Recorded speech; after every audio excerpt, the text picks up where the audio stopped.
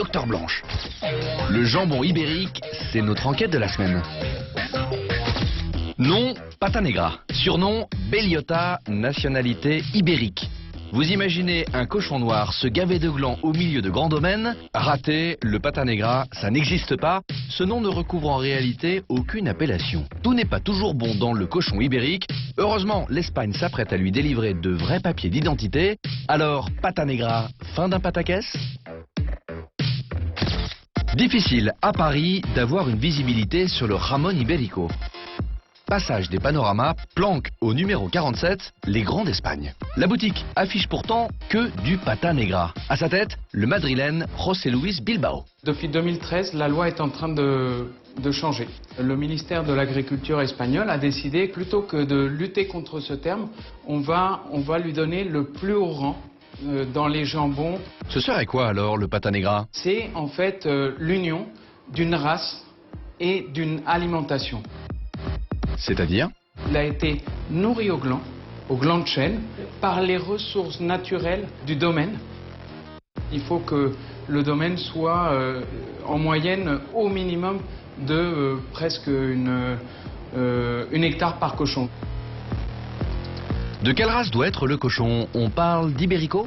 100% Ibérico, ça veut dire que le cochon est de père et de mère 100% Ibérico. La mère est 100% Ibérico, le père est 100% Ibérico et tous les deux sont enregistrés dans le livre généalogique de la race Ibérico qui est tenu en Espagne. À quoi reconnaît-on une bonne patte de Pata Negra? La jambe du cochon est fine au début, à côté du sabot. Ça, c'est très important. Après, ensuite, on va voir le marquage en V. Ça, c'est caractéristique des jambons ibéricaux. C'est un jambon qui va être sain. On va voir ses muscles, ils sont bien faits. La graisse est quand même infiltrée.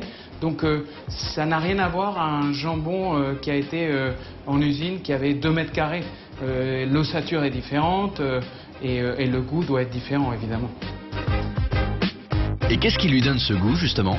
Il a adapté son organisme à son environnement. Et pour faire ça, à mon avis, c'est depuis des siècles. Le porc ibérico n'a à manger que entre septembre et mars, en gros. C'est la période où il a du gland de chêne par terre et il peut manger, il a des herbes. Pendant des années, son organisme s'est adapté à infiltrer la graisse comme aucun autre cochon est capable de le faire. La maison a même son propre maître Cortador. Et c'est pour ça que quand on coupe un jambon ibérico plutôt qu'un jambon serrano, c'est-à-dire un jambon qui est moins de 50% ibérico, on sent que le couteau passe beaucoup plus facilement que dans un autre jambon. On file quai des Grands Augustins, armé d'un côté d'un jambon des Grands d'Espagne et de l'autre d'un jambon Pata Negra de supermarché. Direction le restaurant espagnol Fogón, à sa tête Alberto Herraiz, un chef très cochon. La première remarque, c'est que ça c'est pour un public pas trop averti du produit. Ça c'est beaucoup plus intelligent, fait, mais peut-être moins commercial. C'est-à-dire toutes ces graisses-là, justement c'est la qualité du jambon qui va donner déjà une remarque sur la qualité. Je ne sais pas les prix, mais pour le moment je suis incliné pour ce côté de la graisse, pour la façon de découper. Et ça il est beaucoup plus commercial.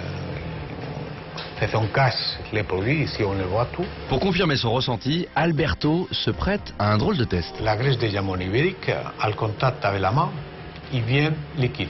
Si vous prenez un morceau de graisse comme ça, il ne vient pas.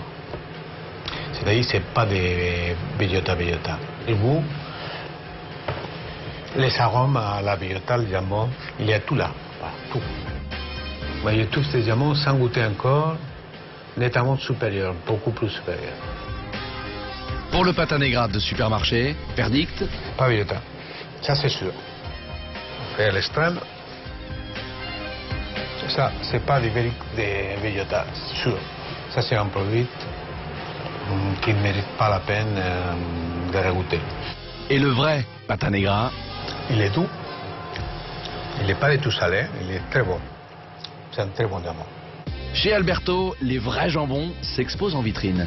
La punta, c'est ces morceaux-là. Et c'est la concentration de tous les grains del jambon. La vérité de tous les jambons, il se trouve là. On y va en cuisine, on va travailler un peu. Comment vous dénichez les jambons que vous cuisinez? C'est compliqué, il n'y a pas beaucoup. Del bon jambon, il n'y a pas beaucoup. Il y a beaucoup de manques. Je ne dirais pas les noms, parce que c'est dur de les garder. Et il faut, en fait, c'est une des secrets de mieux garder. Allez, on se met en cuisine.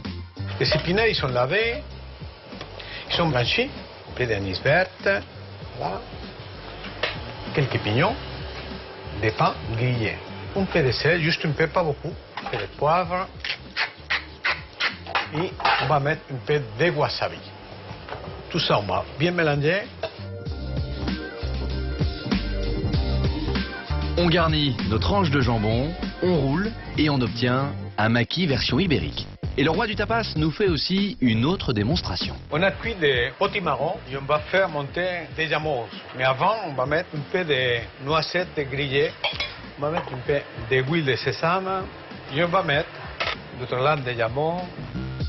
Et là, on serait plutôt dans le sushi de légumes et c'est luisant de bon gras.